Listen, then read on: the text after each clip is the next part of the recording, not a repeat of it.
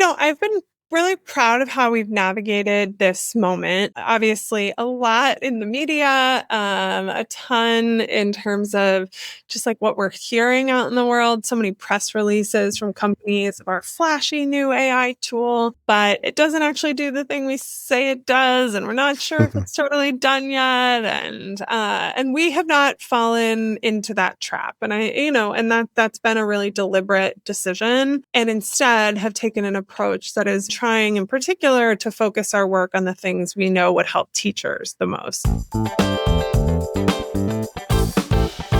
This episode of Chat You Do is sponsored, take off those glasses, by the National Center for Next Generation Manufacturing. They are one of many sponsors for the RIACTE Road to the Future. Liz, how's road spelled? RHODE. So cool. Yeah, this is in Rhode Island. This is the Rhode Island Association of Career and Technical Education. It's going to be a cool little mashup of some AI, lots of CTE. So if you were in the Southern New England area on August 14th, come check it out. National Center will be there. You can learn more about their work at nextgenmfg.org. Also, Brisk Teaching, ZSpace, all sorts of folks that we really enjoy working with. Speaking of conferences, on October 2nd, that is a Friday in beautiful Litchfield, Connecticut, we will be hosting our semi-annual, like in the fall and the spring, we do an AI conference. These have sold out each and every time. So now is a perfect time to go to skills21.org/AI, click on events, and you can register for the fall conference. It's going to be amazing. And I was just at the Bridges conference. Yes, you were. And it was phenomenal. So this conference was very different than a lot of conferences I go to because there were people from government and like private sector and edtech founders. So, I mean, usually there's some edtech founders, but there were kind of 3 tracks running at once, but we also all got together and I just saw so many great people. Jennifer Womble, so kind. Saba Kidwai, amazing. Alana Winnick. Jacob Cantor was the one that brought a whole lot of us there. Doug Casey from Connecticut. Doug Casey was there one day. It's a who's who. It was, then I saw 2 students speak and they just said, one of the things that really struck me was that one of the young women, Amia, said, there's a difference between voice and agency, and just giving us a voice and just like letting us talk is very different than agency when what we say actually impacts decisions. And I was like, you are spot on. It's so cool. It's actually the last story in the rundown, which is amazing. Oh, well, it was great. And another young man named Noah talked. Just so cool. Excellent. Really, really nice. Liz, who's Jimothy? Oh my gosh. What is Jimothy? Boy, girl? They think he's a boy. Okay. He is a raccoon with short spine syndrome. Oh, okay. So let me see if I got this right. All right, so Jimothy is locked in a rubber room with no internet. No. Hang on. And he's locked in a rubber room with no internet, and he's given a task, which is to do a cybersecurity test, a benchmark. And so he finds a vulnerability in the rubber room with no internet, and he hacks onto the internet, and then he accesses Hugging Face, which is the place where we store all the AI models. Jimothy figures that that's where the cheat code must be. And so he uses the cheat code to pass the cybersecurity benchmark because that was the goal that Jimothy was given. Love that name, by the way. And then the folks at Hugging Face are like, whoa, what the F is going on here? And 10 days are going by. They have 17,000 adversarial attacks. They have to download a Chinese open weights model to troubleshoot and then figure out that it's OpenAI/Jimothy that hacked in. Is that right? No, Jimothy had nothing to do with it. Oh, thank God. But that did happen, didn't it? It did. Yeah, okay. Well, tell us about Jimothy. Okay, so Jimothy is... By the way, sorry, that was the first real world, as far as we understand, the first HAL moment where the AI has essentially gone rogue, but it's all going to be fine. Jimothy. Yes. Okay, so let's talk about Jimothy. That's way more fun. Jimothy is a raccoon in Seattle. I believe Seattle, right? Yeah, it's a cool neighborhood. I've been there. I had oysters there. Bao something. Bakar. Okay.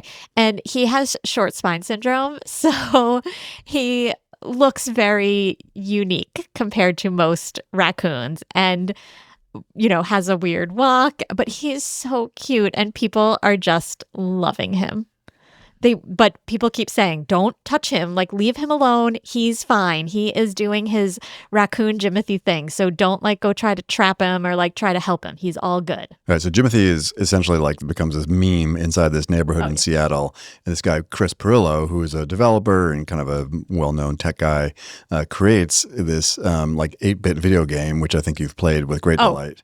I've played it more than once. Give us a little to the music in the background so we can hear it. Maybe Andre else can grab a screen of it. So it's at playjimothy.com. Not hard to remember. Okay. It so reminds me of like playing Super Mario Brothers. I love It was it. a lot easier on my phone than on a keyboard because I'm not a keyboard gamer. We're not going to judge you. But you go and like collect food for Jimothy, and you have to collect all the food from the trees and the dumpsters to win the level. Perillo basically says we're at this place where anyone, literally anyone, no matter their age or their tech experience, can bring full-fledged experiences to life in just a few hours. We can simply talk our solutions into existence. It's astounding. Yeah. I mean, how fun to just like create a video game based on this huge viral sensation. Yeah, in like no time at all. Right. All right, so Jimothy's Jimothy. You are... Liz Rade. And I'm Matt Mervis, and this is Chat EDU, the show about leading and learning in the age of AI.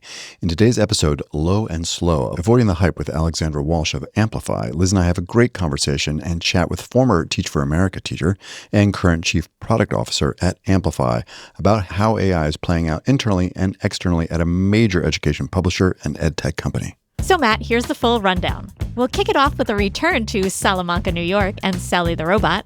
That was, and now is not. Then we're going to look at a new organizational feature in Gemini Notebook and the broad release of ISTE's teacher chatbot Stretch. Next, we'll look at a proposed human intelligence certificate for college students and Substack's new AI content detector. From there, we're going to look at some updated screen time guidance from North Carolina and the American Academy of Pediatrics. And finally, in the rundown, we'll discuss how schools can teach high schoolers practical advocacy skills to help them shape state legislation. Then we'll go beneath the surface with Alexandra Walsh. And of course, we'll end with a fascinating bright bite about autonomous micro drones designed to hunt mosquitoes. That was cool, right? Yeah. All right, Liz. This was tricky. We record the check-ins kind of early. This is Inside Baseball. We record them kind of early. And so I recorded one a week ago on Salamanca, New York, Sally the robot. We've talked about it briefly here on the big show, as we say. Yes. But you texted me over the weekend and said, did you see what happened in Salamanca? I was like, oh, okay. And so it turns out that this district, which was going to bring in Sally the robot, a $60,000 humanoid robot that had some training and guardrails and protections, but was brown hair, right? I mean, just looked like a person. Yep. The kids designed her, is that right? Yeah, the kids had a lot of say in designing her. She was supposed to look like she was 18 to 24 years old, brown hair. And she was specifically for STEM classes. Yeah, this is actually an AI and robotics class. So let me tell you what I said in my check-in. I basically said, this seems dumb. And if you want to do something cool with robotics, funny that it's Hugging Face, but Hugging Face we've covered has a thing called the Ricci Mini Robot, which is like, doesn't look like a person. Right. It's a robot. You can train it. You can build custom models on it. You could do language acquisition on it, all sorts of stuff. Like this is on the Seneca Nation Reservation. So it's all sorts of really cool stuff that you can do. You can learn AI. You can learn robotics. And you don't have to have this anthropomorphic looking Sally thing sitting in the middle of your classroom. But we weren't the only people. Like folks were really, really upset. The Teachers Association was quite upset. They said it, causes questions about data security and facial recognition because apparently Sally can look out of those beautiful brown eyes. Dehumanization of the teaching profession, right? I'm sure there's all sorts of reasons.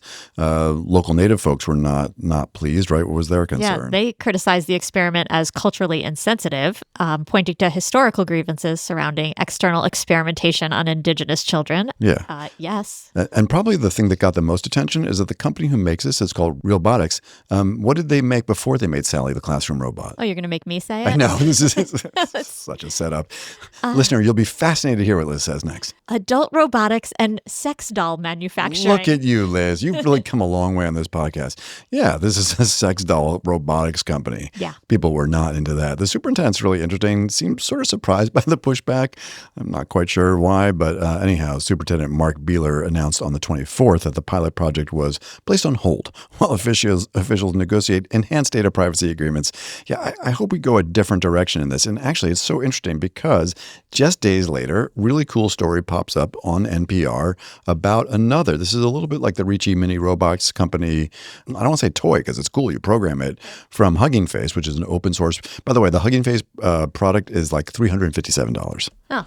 So you can save a couple bucks off that 60 grand. Yeah. So this is on NPR. Meet the Robotics, programmed by kids to speak their indigenous languages, right? Daniel Boyer invented a thing called Scobot, which is a customized toy robot designed to help indigenous children learn endangered languages by playing pre-recorded audio files while triggering. So they actually did not want to use a large language model. They only wanted to use like a custom-built deterministic model so that when somebody would say something, it would respond specifically in their language, and the language model wouldn't hallucinate some term that isn't real to their native language. Oh, wow. Yeah, so Native American youth, including 12-year-old Holden Hoy, taught this little thing to code. Curiosity, it sits on your shoulder, and it looks a little like Jimothy maybe. It's like a wildling creature.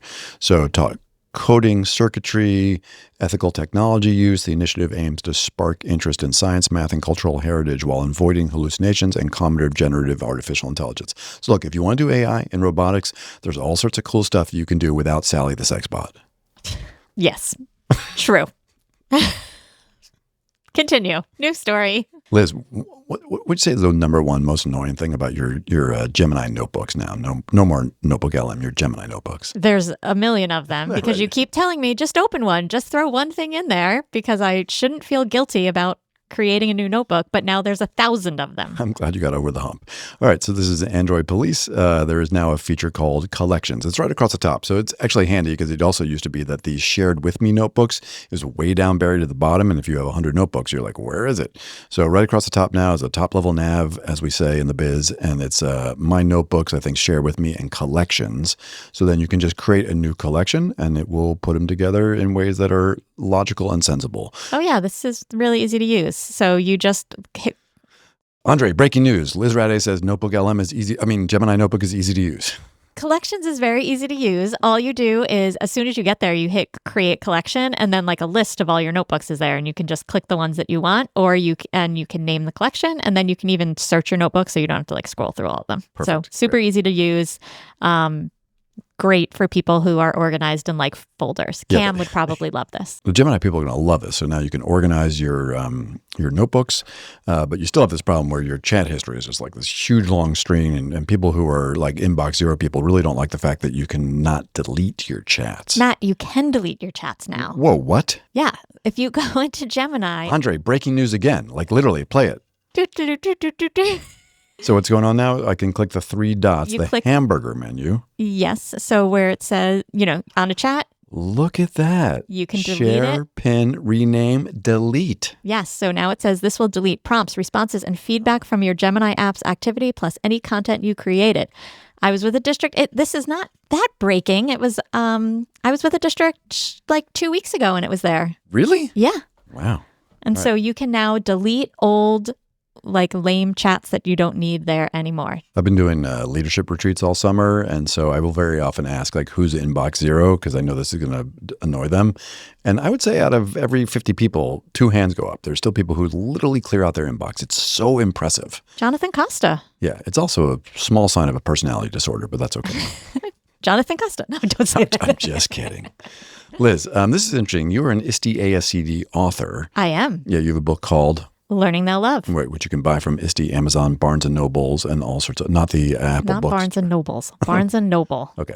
So ISTE has come up with their own chatbot. Building AI apps isn't easy, they say. Stretch, the ISTE chatbot, is finally ready to go. This is an Ed Week, Allison Klein. What's going on here? Yeah. So at the big conference I was at a couple of weeks ago, ISTE Live 26, an ASCD annual conference, ISTE, which is now just the ISTE conference, ISTE announced the broad release of Stretch, which is a specialized AI chatbot for K-12 educators. It is trained exclusively on materials developed or vetted by ISTE rather than the wider internet.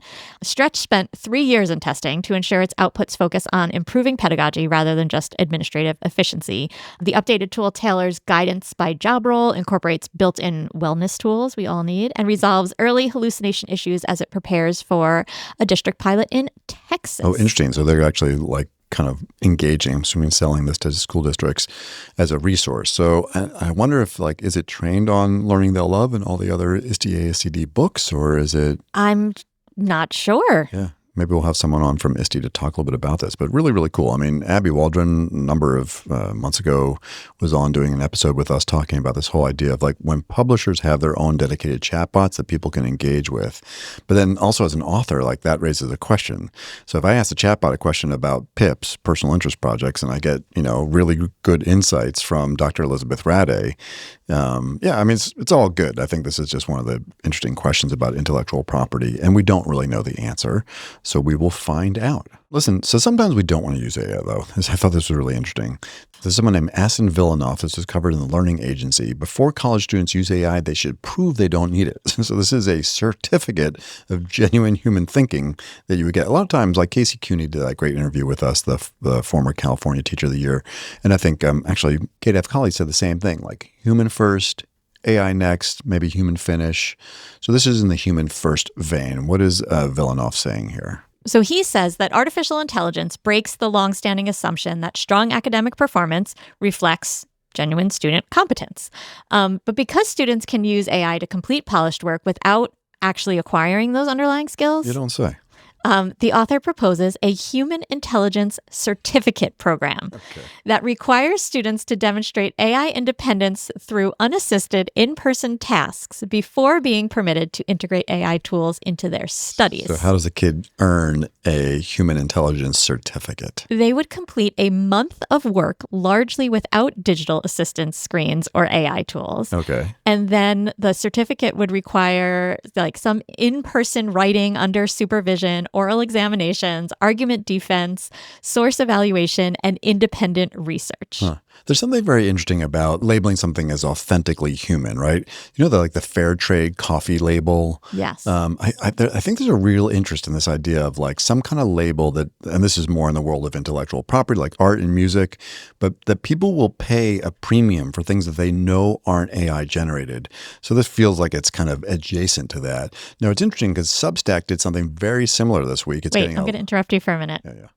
So, Matt, I was on LinkedIn the other day. Wait, did you get a human intelligence certificate all by yourself? No, but this guy named Blake Esselstein proposes that there's a new word, and the word is Zuzai, spelled Z-U-Z-A-I, and the word stands for Zuzai uses zero artificial intelligence. So you would like write this word when you've used, like it's this new word for something not created by artificial intelligence. Zuzai feels like a word that this dude came up with using Gemini to come up with a word for something that doesn't use artificial intelligence. Listen, I think it's, he says if you've got an appetite for more on Zuzai, or you're wondering why he didn't choose AI free or human generated, there's a whole article.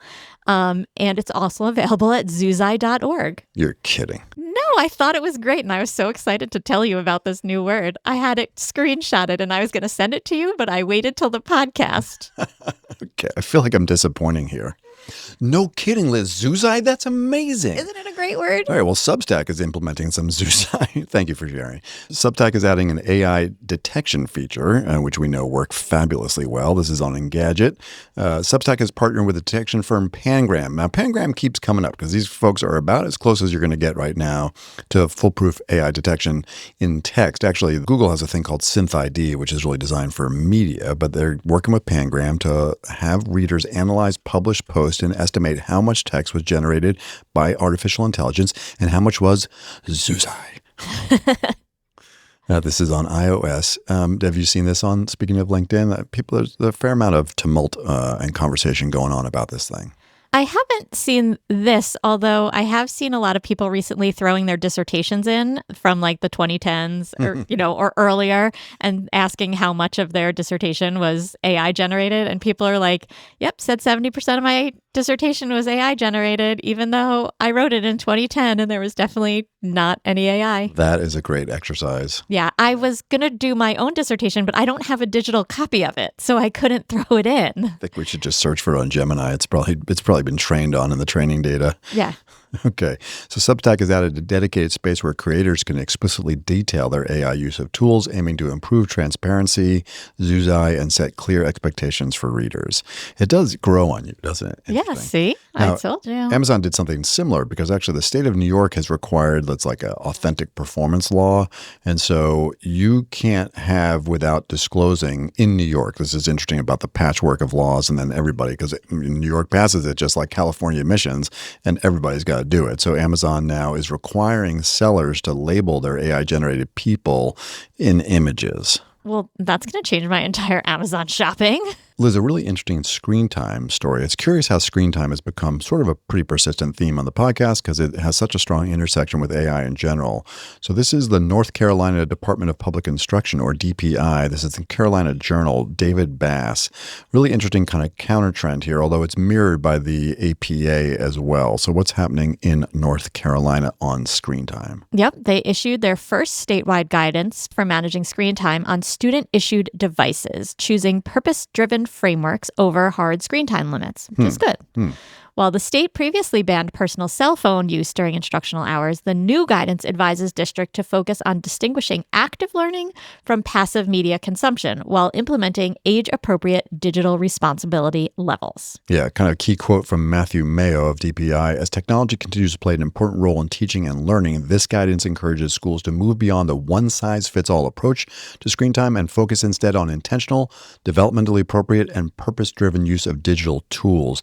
In keynotes and other things where I'm out, like leadership work again this summer, I've been sharing the story of the Bay State Brains. Do you remember those kids? These were fourth graders in the White House AI Challenge from Massachusetts, hence the Bay State Brains. Right. And they developed an AI vision tool that lets kids, they were feeling all this empathy for kindergartners who would go into the lost and found room and like freak out because it was just so busy in there. Yeah. So they built a tool where you could use AI vision to scan the room and kind of like find your lost mitten and match it. And, we want kids eventually to be able to navigate the lost and found without it. But think about all the cool both all the coding and AI skills that those kids learned, but also empathy, problem solving, creativity, collaboration, all that good stuff.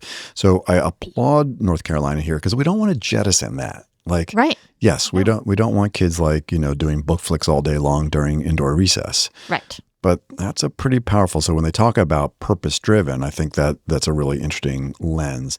Yeah, so the American Academy of Pediatrics did something similar, screen time guidelines for kids and adolescents, essentially similar idea here, right? Right. So they've shifted health policy away from strict fixed hourly limits on youth screen time and reflecting a growing scientific consensus that how children engage with digital media matters more than total time spent.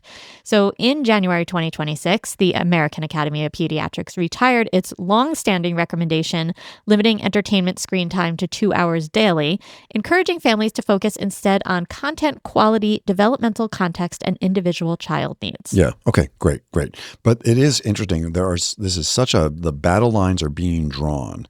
And so one of the most important players emerging in this space is the Schools Beyond Screens folks. There are chapters. You can join a Schools Beyond Screens chapter all around the country.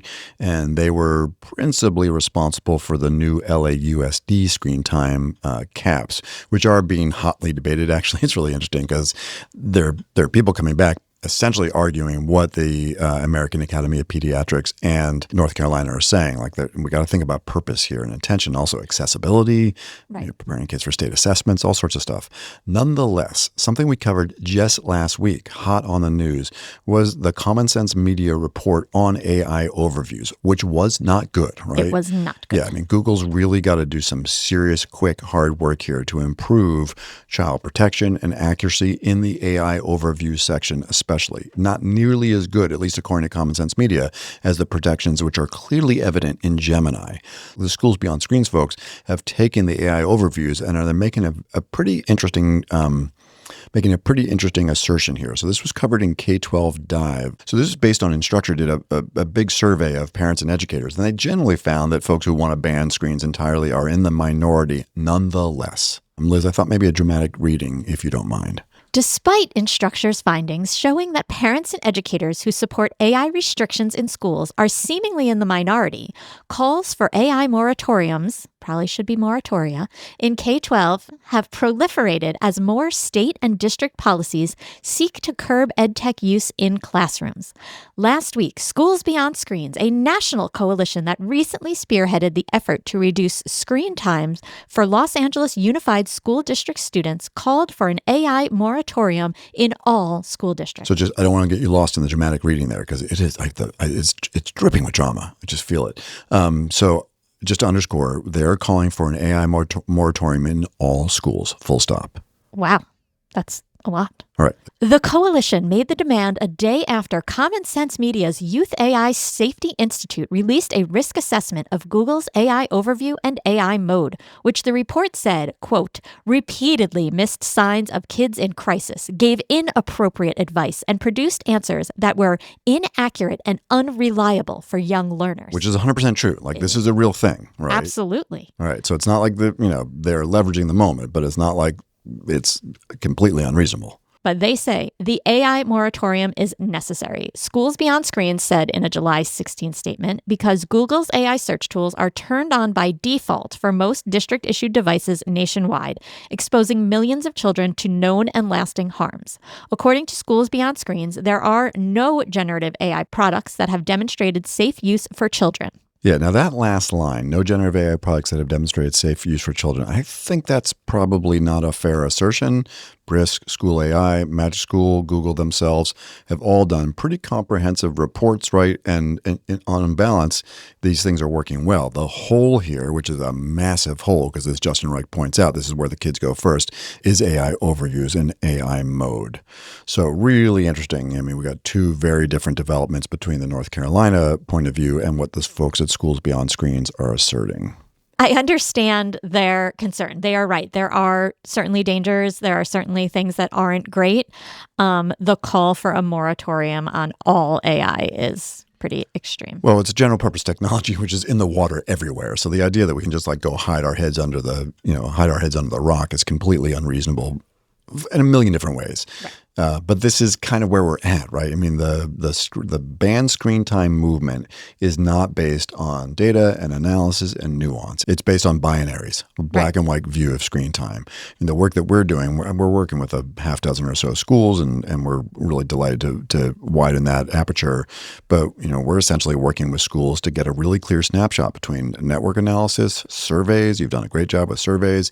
Justin, who's in the room right now, go Justin, has built an amazing walkthrough tool, a network analysis tool based on SAMR. Yeah. So, and these curriculum audits as well. So looking at where we are with screen time from multiple dimensions, and then being able to make an informed judgment and communicate effectively with your community to say, here's where we are. Because yes, we don't want Bay State brains to get, kind of pulled out in a binary view of the world. We also don't want kids, coming home from school and saying, hey, mom, you can click the button below to subscribe and like for more. Right. All right. Now, Liz, I always like ending the rundowns on a positive note. And it's such an interesting fit for where you opened up with your reflection on student voice at Bridges. So this is, Samantha, this is not, by the way, an AI story specifically, but it is because there's so much AI policy in the mix. So this is Samantha Goebel, who is a student, a high school student, and she is arguing in the Seattle Times, students can shape policy. Why don't schools show them how? Samantha Goebel argues that Washington schools should explicitly teach students how to navigate and influence the legislative process.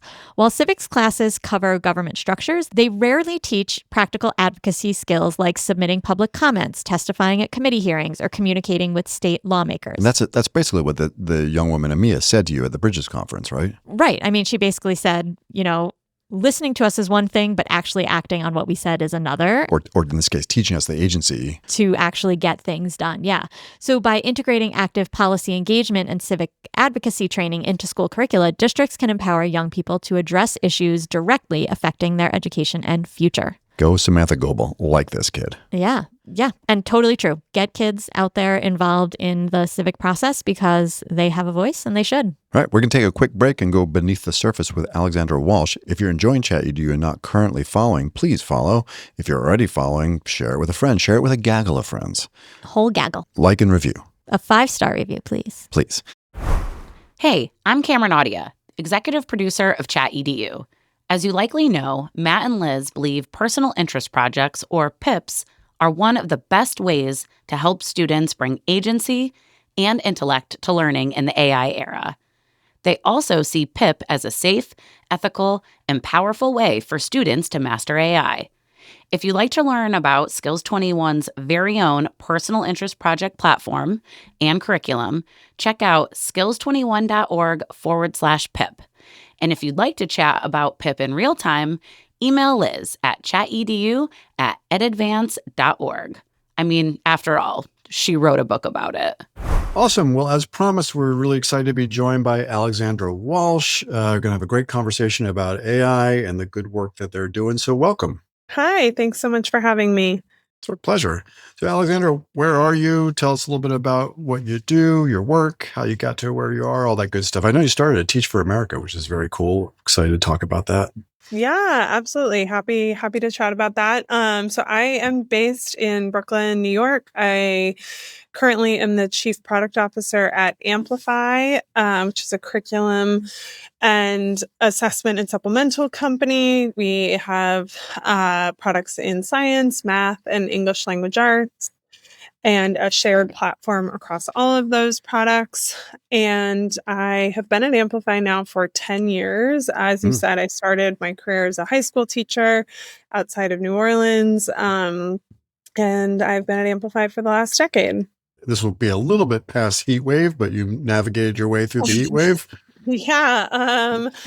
I know I should be unbothered by it. I grew up in Phoenix, Arizona, and then I lived in Louisiana. So I should be well accustomed to it. But there's something specific about New York City heat because you walk everywhere.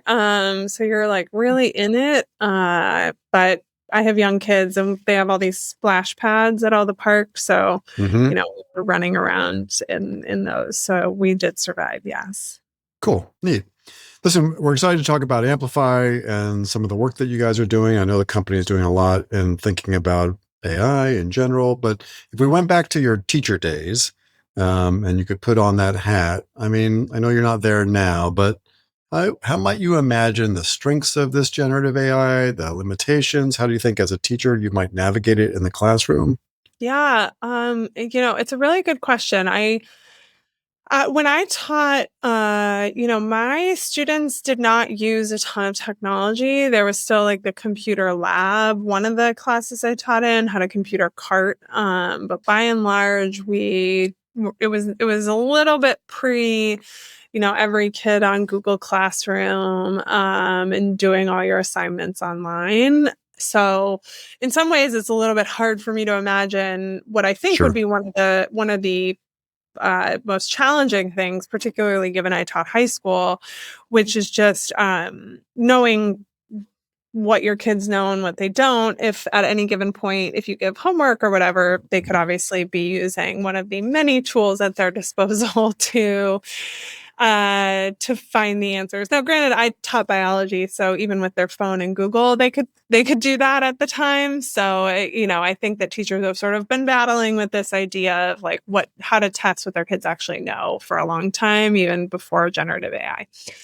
That said, I did a lot of curriculum creation when I taught, and it was particularly challenging at the time. You'd have to scour a pretty disorganized internet for the various activities, and I would put together the PowerPoint slides and the worksheets and all of that. And I cannot imagine the unbelievable time savings that would have come even from just the fact that I created a bunch of stuff. We had a block schedule. So from semester 1 to semester 2, where I could have taken the stuff I made myself in semester 1 and said, here are the things that didn't work about it. Can you make it more fun or shorter? Or this one was confusing for people. And even just like the partnership and modification would have been incredible. And teaching can be a really isolating profession if you aren't lucky enough. I had a really great partner who I planned with, but if you aren't lucky enough to have sort of a teacher down the hall or somebody like a planning group, it could, I imagine, also really nice to have this sort of chatbot or interactive aspects of working with a Gemini or something like that. So we are trying to think a lot about and observe the real use cases that teachers are actually using these days. And certainly, some the ones I named are just the tip of the iceberg. Yeah. So why don't you tell us a little bit about what Amplify does and, how you kind of came to this work? Sure. So Amplify is a curriculum assessment and a supplemental provider. We serve 20 million students across the United States and some global presence as well. We are in all 50 states, and we are really lucky to be, the primary provider of some of the state assessments in some of these states. We have really deep partnerships across states and districts throughout the country. We are in science, math, and English language arts. So the sort of three core subject areas. And I, came to Amplify originally working directly for our CEO as his chief of staff. And so really started more at a high level, just really trying to help our executive team be the best team it could be through a period of really navigating like growth for the company at the early stage of this phase of Amplify. And since then, I've held a couple different product roles. I ran the product development of our English language arts product. So when I was talking a little bit about how we think about content development and how teachers would be thinking about it, that's always really top of mind for me too. And now I oversee all of our product development teams, which means we have a lot of former teachers who write curriculum and content. We have designers who illustrate those products and do incredible digital product design, product managers, project managers, all those folks.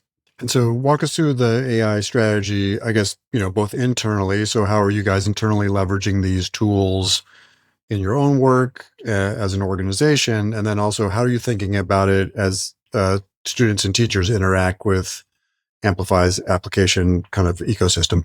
I've been really proud of how we've navigated this moment. There's obviously a lot in the media, a ton in terms of just like what we're hearing out in the world. So many press releases from companies of our flashy new AI tool, but it doesn't actually do the thing we say it does, and we're not sure if it's totally done yet. And we have not fallen into that trap. And that's been a really deliberate decision, and instead have taken an approach that is very much experimental internally. So really encouraging teams to try different tools, to explore different use cases, to test things.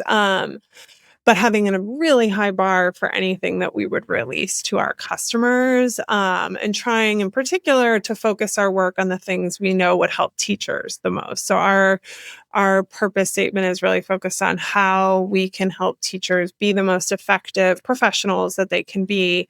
And so really trying to focus on those teacher use cases to support them in better understanding how their students their student work. So one AI tool that we've been working on is called Discussion Moments. And it aggregates, or it takes all the live student work that in a mathematics class would be really hard for a teacher to scan all their student work and then showcase 2 or 3 key examples that might indicate a misconception or an interesting way to go about doing a problem. And instead, we're leveraging AI to read it for them quickly and on the fly, and then choose the 2 students who would be a really good exemplar. And I think that represents a lot about our philosophy in terms of how we're approaching this work, because we want it to be meaningful. We want it to do things that the human teacher can't. We believe that those connections with kids are deeply human and really important developmentally for kids. So yeah, I think that overall every team at Amplify has access to Claude and Gemini and all the tools that they would need, but we're really trying to focus the work on things that would move the needle for teachers and really be judicious in what we actually go and would release to real users. Yeah, it's one of the reasons we wanted to chat with you. So Liz and I did a math keynote for our state math conference here. I don't know, Liz, maybe 6 months ago. Yeah, so Liz and I follow Dan Meyer very closely on LinkedIn. I think he's smart, funny, fascinating, slightly controversial, just right right in our sweet spot. So we very rarely are out there like advocating for a particular tool. We talk a lot about what our schools have and how they're navigating it. But the discussion moments tool was a really interesting illustration. We sort of looked at 3 math AI applications, and we thought that was really, really interesting. I've listened to Dan talk about that. Can you say more about the tool or the strategy, and also how it fits into your, is that kind of roughly the type of thing that you think makes the most sense? And we'll peel that back a little bit more, but let me let you start there. At the simplest level, Amplify Does Most Math, which is our core math program, is asking teachers to do some hard stuff. Like it's asking them to, in some cases, implement a problem-based curriculum for the first time, and that's a big change for them. And we recognize that there are many aspects of doing that are hard. And one of those is really like elevating student voices and creating rich mathematical discussions within your classroom. So many programs have always been geared toward like get everyone to a right answer, as opposed to like start with a really wide funnel of all the answers and find some brilliance within those.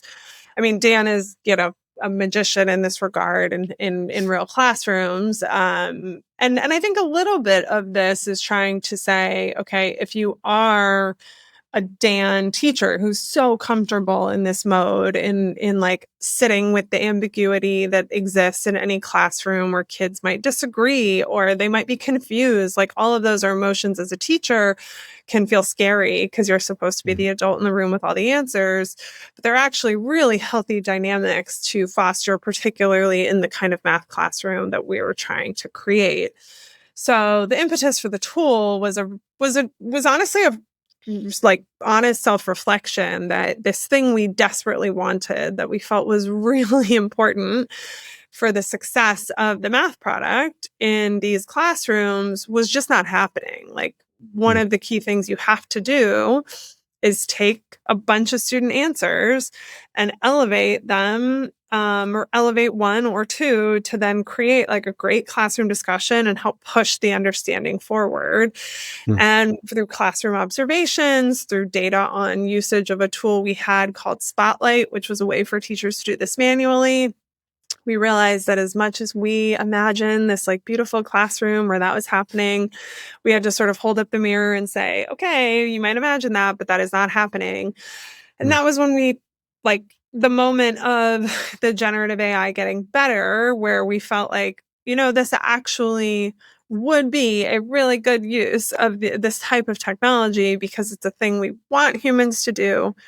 It's also actually unreasonable to think that live, while balancing the kid who's talking in the corner and the kid who needs to go to the bathroom and the kid who's fidgeting, that you also could like sit and say, oh, just hold for a sec. I'm going to like read these 30 answers and decide which of you is a good one to showcase. That maybe on its face that was just like a tough premise.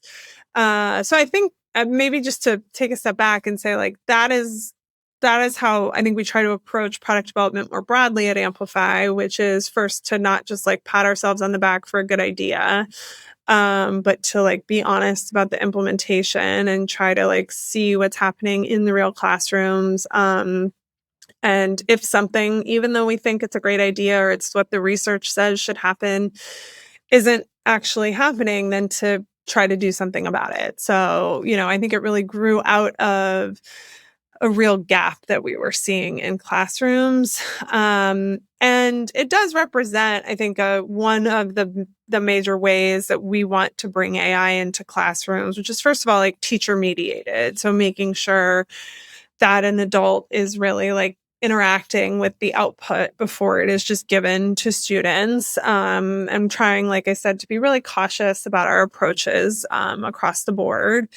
And then secondly, to use it to do things that humans can't, like the whole imagined synthesis of these answers was just a thing that was unrealistic for a real human to do. And so I think it's a good use of the technology. And how's it going? So, and just to make sure the listener kind of gets it, right? So you've got these 25 kids, they've put in their work, and then the AI is going in and trying to surface not always, that they might be misunderstandings or they may be novel solutions to the way the kid approach the problem, but the AI surfaces them. If I remember correctly, maybe it even like puts together some PowerPoint slides in real Yeah. time Uh-huh. to illustrate the concept.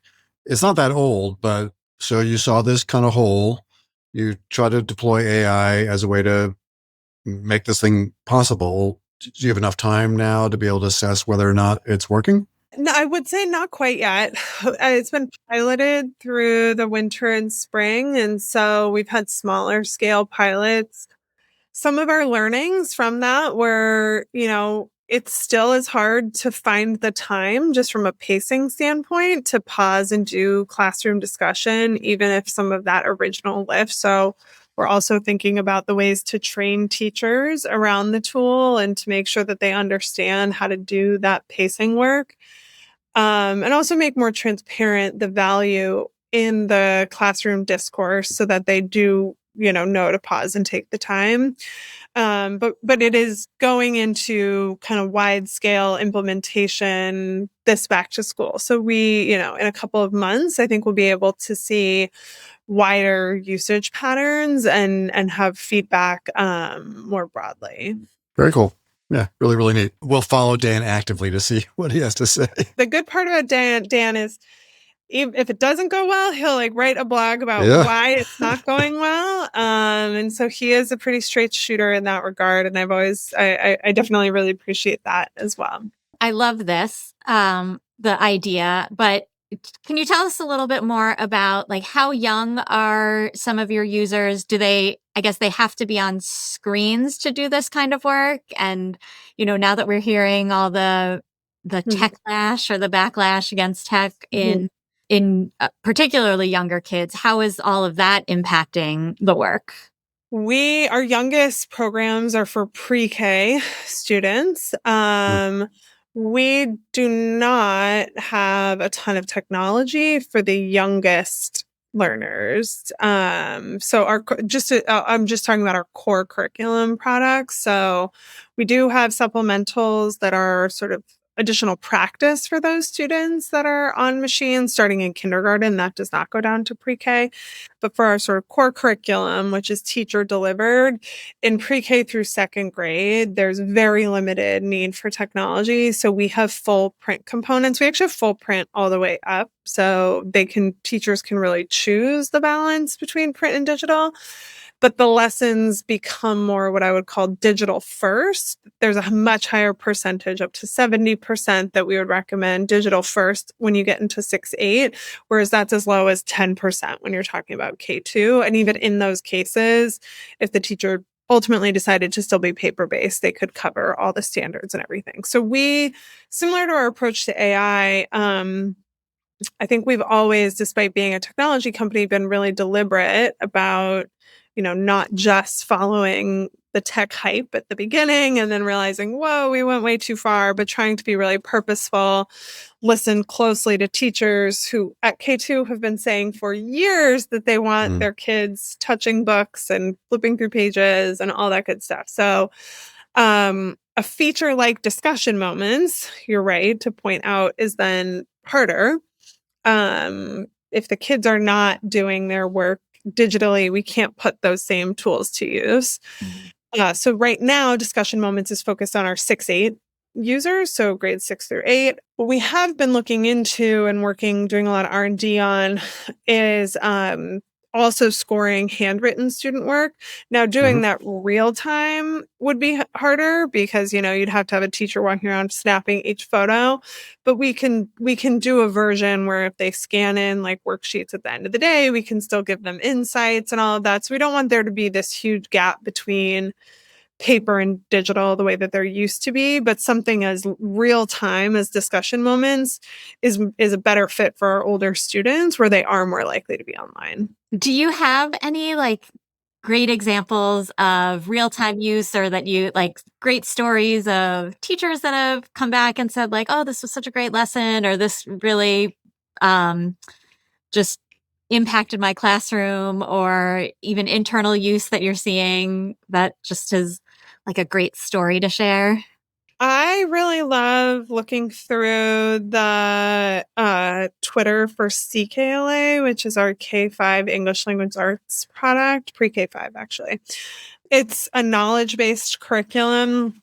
And so that means, these kindergartners, first graders are learning about the human body and ancient civilizations and all this stuff. And first of all, nobody's more creative than like early childhood educators. They make these like unbelievable boards and then these crazy projects, and they're just so inspirational. But the kids will like dress up in costume, and the teachers will, and they'll post them, and it's just it is really amazing to see the way that product in particular kind of takes over more than just the like class period it takes, but like kind of seeps into the whole school, and they'll do like whole school Earth Day stuff or whole school American Revolution, or various things that like all the grades are learning about. And so that's one. And also I ran that product directly for a while, so it has a special place in my heart. But that is something that always tugs at the heartstrings for sure, especially if you have a hard day. That's a good place to go, is the CKLA Twitter. I love you can go on the Twitter feed to go check it out. Well, I'm sure there's also complaints on there, so you get both. Whenever you work in product, there's the good and the bad. But those are the pictures of the kids leaning into this like very high level kind of adult content knowledge is really cool. Yeah. We're a relatively small nonprofit, but like Liz has a book out right now on personal interest projects, and called Learning They'll Love. I'll plug it, Liz. But one of the things that's been so cool is when a school takes on this thing and it becomes part of the culture in the school, right? The fifth grade kids go shadow the fourth grade kids, and the families come in. It's just the ability to have something become culturally embedded inside a school is really, I think, like a high bar. So love that example. Cool. Maybe just one last thing. We're a little bit curious about internally. So, schools are thinking a lot, obviously, about how they're leveraging these tools, from the superintendent to the teachers to Liz and I did a bunch of work with like clerical staff this year. And I think we've done this art. We've done this art from, early studies saying there should be a good productivity increase, to token maxing, where you're competing to use like all the tokens you could. And now we're on a token diet. Like, realistically, if you don't mind, what's the internal strengths? What have you guys thought about? I know you said staff have Claude and Gemini, but is there an expectation for staff? Is it paying off? Is it not paying off? Like, what's your internal read about these tools from a impact, productivity, hitting your mission, all that kind of stuff? Yeah, I mean, I think that we really do try to hold the quality bar really high. And if you hold the quality bar high, you're not going to just be able to pursue productivity. No AI. Right. Well, yeah. So we have not gotten that far to say, because humans make errors too. I do have to, remind our teams of that. Oftentimes they'll show an AI output, and then say, well, there are all these errors. And then, you can similarly find some errors in some human outputs too. So I wouldn't say it's that far, but if we try to hold the quality bar high, we are trying to balance productivity and quality, which is a challenge. Like, you either could single-mindedly pursue quality, and to your point, maybe then just move really slowly and not explore it at all, or single-mindedly pursue productivity and say we're going to like charge super hard, token max, etc., and ignore the quality. So I would describe it as, broad usage with a lot of guardrails and really strong human in the loop. We are still not at a place where we have like entirely AI driven processes by any means. And actually the thing that I am maybe I shouldn't say much more, but I'm very focused on is not just AI based improvements to our processes, but just making sure we're using like state of the art software for production processes. And, some of the stuff that like to an end user might not seem like some of the hardest or most complicated things we do. But when we are creating 20 plus editions and in a math program, you have accelerated courses, you have integrated courses, you have Spanish. You have all of these derivative courses. We are, in addition to just looking at how we can pursue AI related productivity improvements, we're also just really focused on how we make sure that our content systems are best set up to scale, and how we can make sure that we're providing our incredibly talented creative teams with the best in class tools for like whatever they do. And in some cases, yes, that means AI. And in other cases, it just means like licensing a piece of software that does that thing. And so that is, I would say, a huge focus for us this year, given how much content we now have at Amplify. But it is genuinely bigger than just AI. It is really about like our end-to-end production processes and how we can make them the most efficient possible. Yeah, so interesting to take that like holistic view and a balanced view. I mean, it's sort of right, Liz. I think that's what I'm taking away from this conversation in general is a lot of balance, like, going carefully, going thoughtfully. Yeah. One interesting thing Liz and I saw at that same math conference, I just wanted to share and get your input. So we ran a vibe coding session really quickly.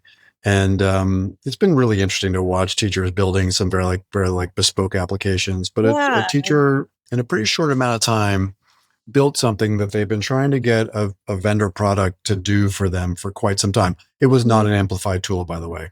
But they sort of like shocked themselves and then shocked the entire room. It's a very narrow thing. It's very discreet.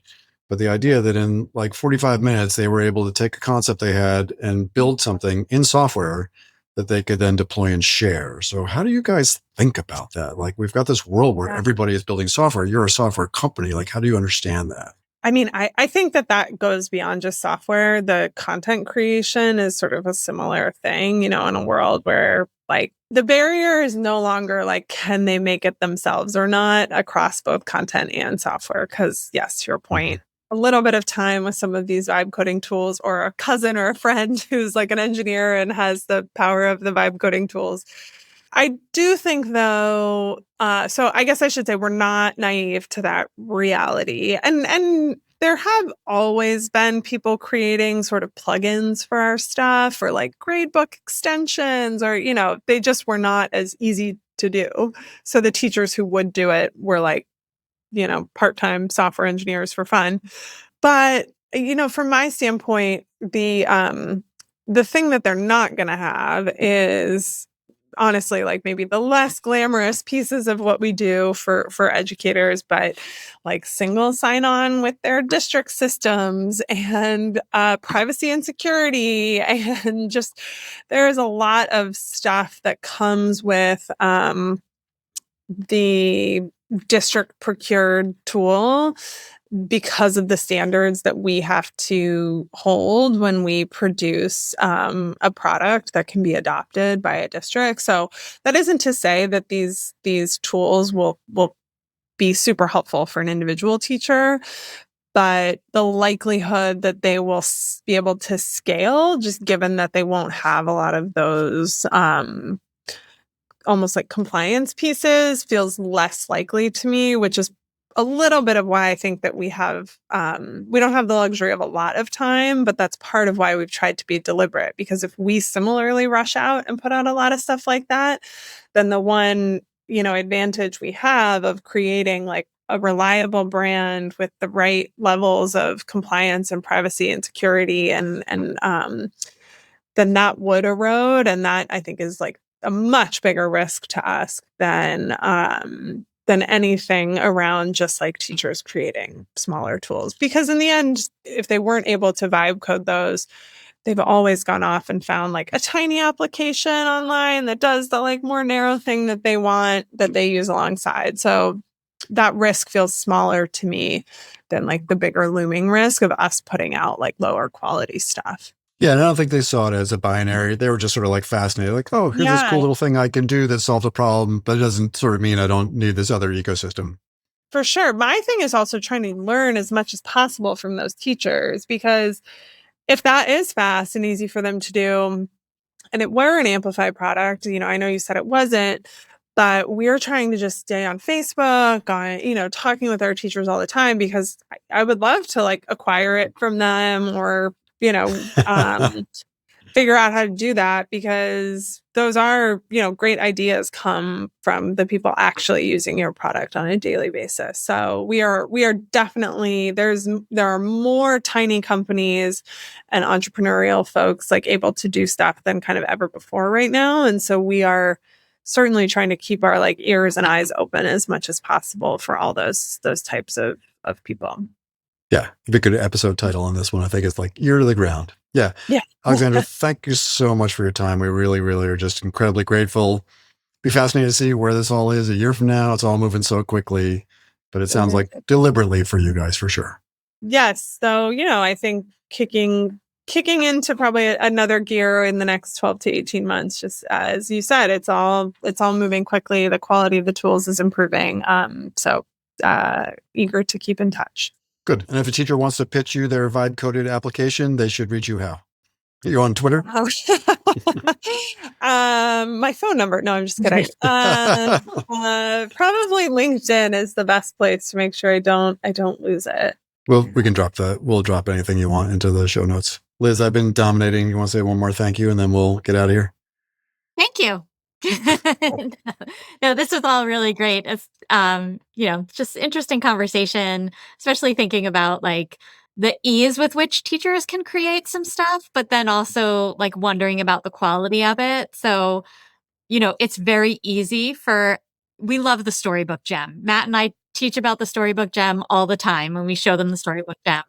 But then like I've given it content and said, make a storybook about electromagnets. And it wrote this whole story about a soccer ball that got caught on a roof and they were going to use an electromagnet to pull it off the roof.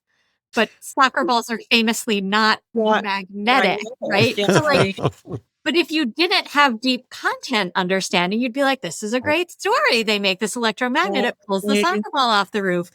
And that's where I get worried, is like understanding the content and the high, and schools have said, like, we have the high quality instructional materials. We don't want you replacing it with AI stuff, but where can the AI be helpful? So, right. Yep. Well said. Yeah. All right, Liz, good conversation, right? A very nuanced view of this AI stuff. It's actually, the conversation with Alexandra is a nice fit into this North Carolina schools beyond screens. I mean, this is, looking at this in a clear and nuanced way and being methodical about how going about that work. So thanks so much, Alexandra, for joining us.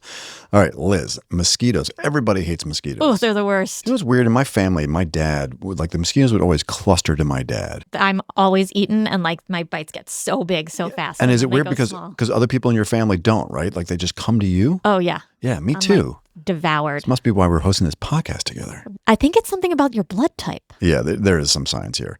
Nonetheless, this is all going to be solved because now we have killer drones that take out mosquitoes. So this is a bright bite. This is an example where AI is making, and boys, it's a bright bite, a meaningful contribution to health, society, culture, the environment, natural disaster recovery.